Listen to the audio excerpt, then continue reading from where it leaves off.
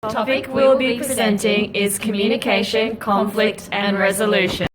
So what is communication? Communication is the imparting or exchanging of information by speaking, writing, or using some other medium. So, why is it so important? Communication is important as the global market is increasing, it helps increase employee morale, encourages team building, and gives a sense of inclusion. Hi, I'm Jess, and I'm going to discuss some different communication theories within the organisational structure.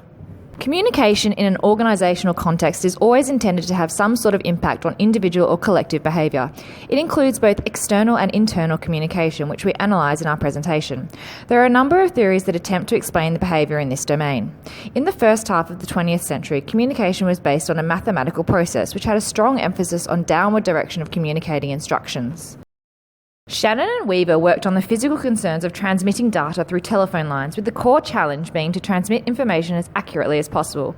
This model became the dominant organisation communication theory for many communication practitioners, which led to the container metaphor that proposes that communication is an instrument for supporting the organisation in achieving its goals by ensuring the receiver gets all the information clearly.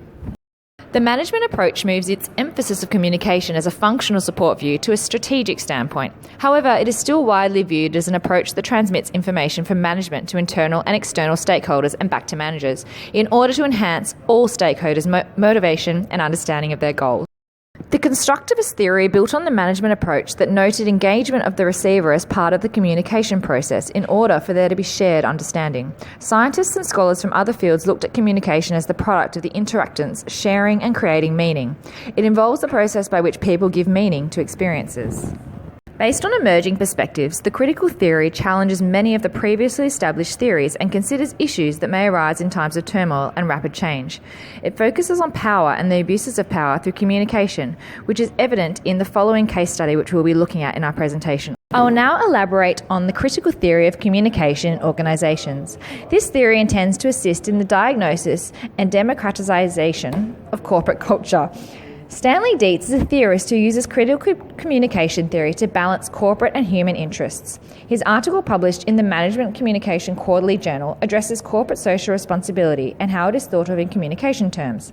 Dietz looks at corporate governance and who and what shall be involved in making decisions, and comes to the conclusion that organisational decision-making does not include a sufficient representative set of values. Critical communication theories of organisations have shown us much regarding open value discussions in the workplace. Social responsibility is found in fostering particular communicative micro-practices in everyday work contexts. He posits a communication model that creates and sustains our reality. The critical theory of communication in organisations develops Dietz's position further in its analysis of the 4 ways that corporate leaders can communicate their decisions. These 4 communication methods of leaders include managerial control models. Number 1, overt control, which values control over everything, even performance. Managers don't like public conflict and alienate employees. Number 2, covert control.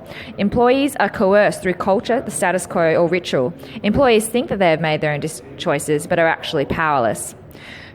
Co-determination control models. Number 1, involvement. Employees' expression with no management follow-through. They're allowed and encouraged to air their concerns, but there's no guarantee that the corporation will consider anything brought up. Examples, suggestion box. Number 2, participation. Stakeholder democracy in action, which is what Dietz supports, which includes everyone in the decision-making process to enhance efficiency, productivity, and satisfaction.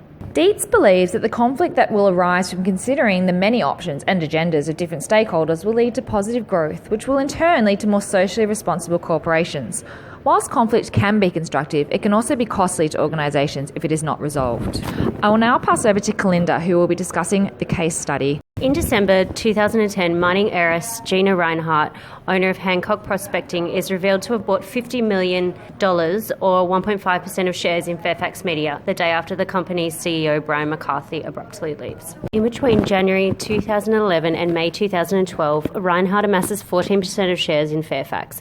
It is at this stage that she requests a seat on the board of directors for the company. In June 2012, Rinehart's request is blocked by the current chairman, Roger Corbett, as Rinehart refuses to sign the Charter of editorial independence. Reinhart continues to increase her shares and now owns 18.7% of shares in Fairfax. In July 2012, Reinhart reduces the number of shares to 15%. There are two reports as to why this occurs. Crikey reports the number of shares were sold to resolve the dispute with Chairman Corbett and comply with Fairfax's insurance policy, while Sydney Morning Herald reports Reinhart was forced to sell her shares. In August 2012, Reinhart sends letters to smaller shareholders requesting their support in making the signing of the Charter of Independence optional, so she could gain a place on the board of directors. Things remain quiet until September 2013, when News Limited reports Reinhart plans a full takeover of Fairfax Media. From then to the beginning of 2015, Reinhart continues to try to attain a seat on the board to no avail. Corbett states that if Reinhart would sign the Charter of Editorial Independence, then he would have her on the board. In February 2015, Reinhart sells all her Fairfax shares for $306 million, stating the company's declining circulation and lack of action of directors to revitalise the company as her reason for selling, and if they change their current leadership team, then she may reinvest. I'm going to begin by talking about the different types of communication found in this case study. The study begins with Reinhart being revealed as the secret buyer of a large stake in Fairfax in February 2010. Verbal communication of this endeavour was confirmed by Chairman Richard Corbett, stating the company welcomes the interest and support of all shareholders. David McKnight, an associate professor at the University of New South Wales, claims that Reinhart initiated this takeover plan with ulterior motives for her mining business. These motives included cheaper taxes in special economic zones in Northern Australia that could be used for mining. The purchase of many shares in Fairfax meant that Reinhart would have a mouthpiece to speak on these issues. Reinhart also used verbal communication in shareholder meetings and used her large stake in the company to sway votes. But as outlined by Corbett, Reinhart cannot have complete control of the votes unless she owns more than 50% of Fairfax. Written communication can be found by way of documentation. This can be seen in the document of initial substantial shareholder notice confirmed by Fairfax Media. This is necessary for large exchanges of money, shares and business, and this notice occurred 3 times as more shares were amassed by Reinhart. A final written communication document occurred when Reinhart sold her shares via Morgan Stanley and Bell Potter, as revealed in the Financial Review on the 6th of February 2015. Non-verbal communication is seen in the secrecy of Reinhart's initial purchase of shares in Fairfax. This non-verbal communication can also be seen through the increased purchase of shares in Fairfax, leading to Reinhart's powerful message for change within the company and lack of trust in its management. An example of this can be seen when former CEO Brian McCarthy abruptly left his position one day before Reinhart's purchase was announced, showing very powerful non-verbal communication from Reinhart on this matter.